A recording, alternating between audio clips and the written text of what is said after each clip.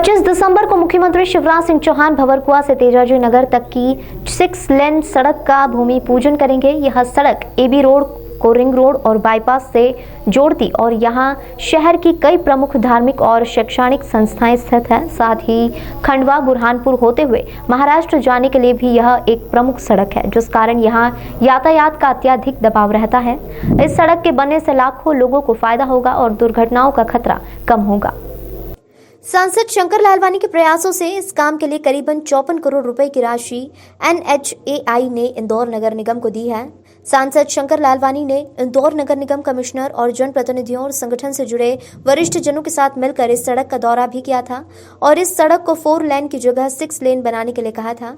सांसद ने प्रधानमंत्री मोदी, राजमार्ग परिवहन मंत्री नितिन गडकरी और मुख्यमंत्री शिवराज सिंह चौहान का इस अहम सड़क के लिए धन्यवाद दिया।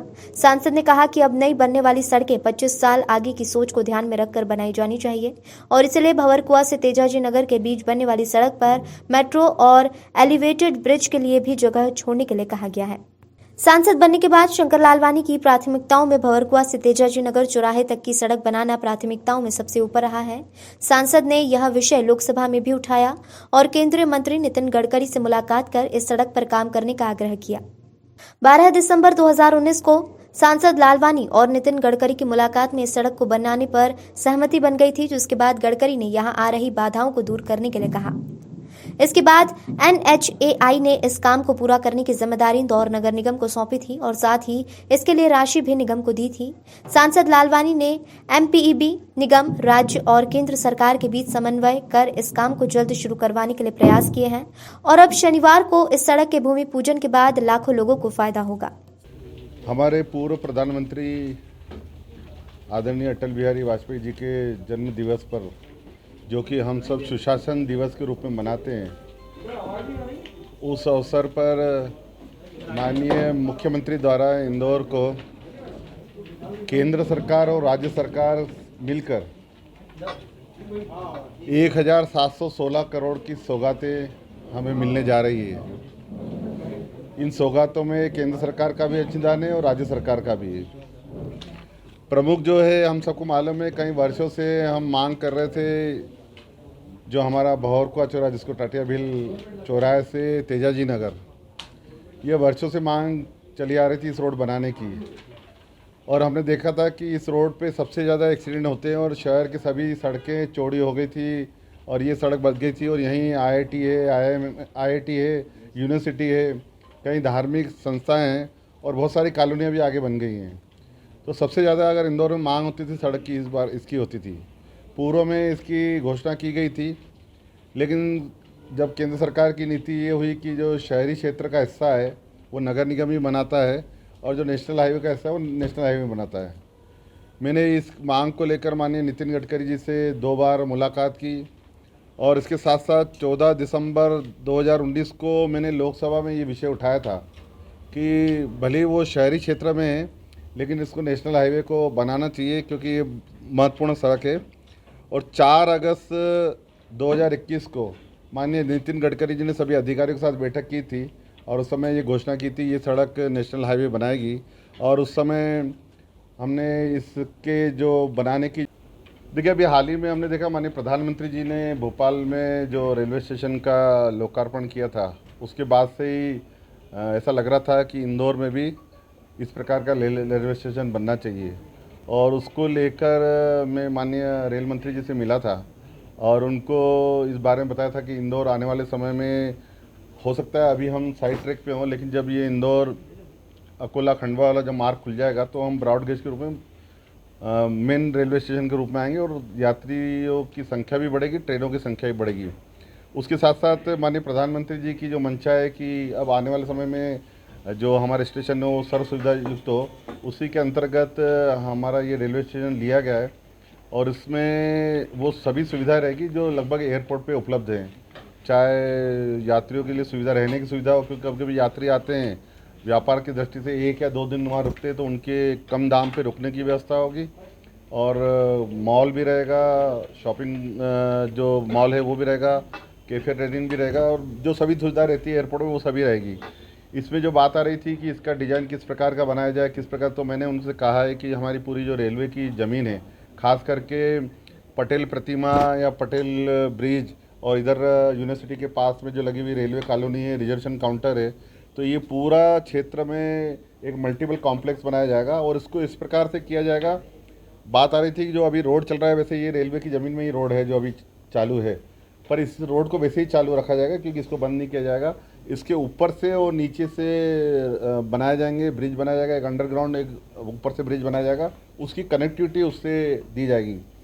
मैंने उनसे भी कहा कि इसकी कनेक्टिविटी जो कि हमारा सरवटी बस स्टैंड जो अभी नगर निगम ने बनाया उससे भी होना चाहिए और उसके साथ साथ मेट्रो का स्टेशन छात्री ब्रिज के पास में बन रहा है, उससे भी इसकी कनेक्टिविटी होना चाहिए ताकि कोई भी व्यक्ति एयरपोर्ट जाना चाहे मेट्रो में वहीं से जा सकता है, किसी को बस से आना हो तो वो रेलवे स्टेशन आ सकता है, मेट्रो में बैठ सकता है, तो एक कनेक्टिविटी अच्छी हो जाए, लोगों को सुविधाजनक हो। और उन्होंने सहमति दी है और जो उनके रेलवे विभाग के जो कंसल्टेंट नियुक्त हैं अन्य स्टेशनों के उनको ये दिया गया। उनसे भी मेरी एक बार मीटिंग हो गई, अधिकारियों के साथ भी मैं बैठा था और हमने समग्र प्रोजेक्ट पर चर्चा की है और मैंने निवेदन किया है कि उसकी जो फसाड हो, पूर्व में भी हमने निवेदन किया था, राजवाड़े की उसकी फ्रंट एलिवेशन होना चाहिए ताकि इंदौर का जो पहचान है वो दिखे। और उन्होंने कहा है कि 1 महीने के अंदर हम ये प्रोजेक्ट बनाएंगे और बनाकर मंत्रालय को देंगे और लगभग 2 महीने का समय, अगर प्रोजेक्ट मंत्रालय उसको स्वीकृत करता है तो 2 महीने का समय टेंडर में लगेगा और फिर प्रोसेस जो 1 महीने की स्वीकृति की होती है वो लेती है। अगर सब कुछ ठीक रहा तो आने वाले 5-6 महीने में इसका काम शुरू हो सकता है। उसको लेकर है। तो दूसरा जो है 11 किलोमीटर का जो हमारा दूसरा फेज से जो गांधीनगर से शुरू होकर MR10 तक आएगा, उसमें 11 किलोमीटर में हमारी स्टेशन भी है और जो बचा हुआ हमारा जो काम चल रहा है MR10 से लेके शहीद पार्क तक, उसके जो स्टेशन है वो भी इसी पैकेज में है। तो ये दोनों का काम इसमें शुरू हो रहा है और 1416 करोड़ का ये काम है। इसमें भी केंद्र सरकार और राज्य सरकार दोनों का अंशदान है, दोनों मिला कर रहे हैं और कुल मिला के जो इसमें ब्रिज में जो 16 स्टेशन बन रहे हैं और इसको ISBT से तो कनेक्ट हो जाएगा, लेकिन इसके साथ साथ हमने भविष्य में एक मांग में माननीय मुख्यमंत्री जी से इस अवसर पर करना चाहूँगा कि मैं हाल ही में 2-3 शहरों का मेट्रो का दौरा करने का मौका मिला अर्बन डेवलपमेंट कमेटी के माध्यम से। तो नागपुर में 3 लेयर ब्रिज बना हुआ है, नीचे कॉमन पार्क ट्रैफिक चलता है, उसके ऊपर बसेस वगैरह चलती है और उसके ऊपर मेट्रो चलता है। तो जो हमारा आने वाले समय में जो AB रोड है, जहां हमारी एलिवेटेड की बात चल रही है, क्यों ना हम इसको 3 लेयर बनाएं, ये मांग हम माननीय मुख्यमंत्री जी से रखने वाले हैं। और मैंने दिल्ली में भी बात की है, उनका कहना है राज्य सरकार से अगर कोई प्रस्ताव आता है तो हम इसके बारे में ज़रूर विचार करेंगे। और ये जो काम है जो कल परसों जो भूमि पूजन होने वाला है वो 2023 सितंबर में पूरा करने का लक्ष्य एजेंसी को दिया गया है। तीसरा जो है माननीय प्रधानमंत्री जी का आवास योजना है, जो कि माननीय प्रधानमंत्री जी ने घोषणा की थी कि 2024 तक सभी को पक्का मकान मिल जाएगा। उसी के अंतर्गत जो लोकार्पण है Bhuri Tekri, Kanadia road, silicon city, Omaxe city, इनका जो 2000 फ्लैटों का माननीय मुख्यमंत्री जी लोकार्पण करेंगे और जिसकी लागत है 220 करोड़ रुपये। और इसमें 1.5 लाख की सब्सिडी केंद्र सरकार की और 1.5 लाख की सब्सिडी हमारे राज्य सरकार की है। जो EWS है उसमें 7 लाख रुपए का ये फ्लैट पड़ेगा, वैसे 10 लाख का है लेकिन 3 लाख रुपए की सब्सिडी के कारण 7 लाख रुपए का फ्लैट पड़ेगा। पर जो हमारे स्लम में हमारे रेट जो होने का कारण था उसमें 2-3 पेच ये थे कि एक तो यूटिलिटी शिफ्टिंग को लेके नगर निगम की बात चल रही थी कि उसमें, और दूसरा सबसे बड़ा था MPB का, जिसमें उन्होंने पहले राउंड में 16 करोड़ रुपए मांगे थे नेशनल हाईवे वालों से कि ये शिफ्टिंग के लिए 16 करोड़ चाहिए। फिर जब हमने उनके साथ मीटिंग की कि भाई इतने क्यों चाहिए, तो आने वाले दिनों में जो होने वाली एक्सपेंशन है, खर्चा है, वो भी उसमें उन्होंने जोड़ा था, फिर 9 करोड़ करा।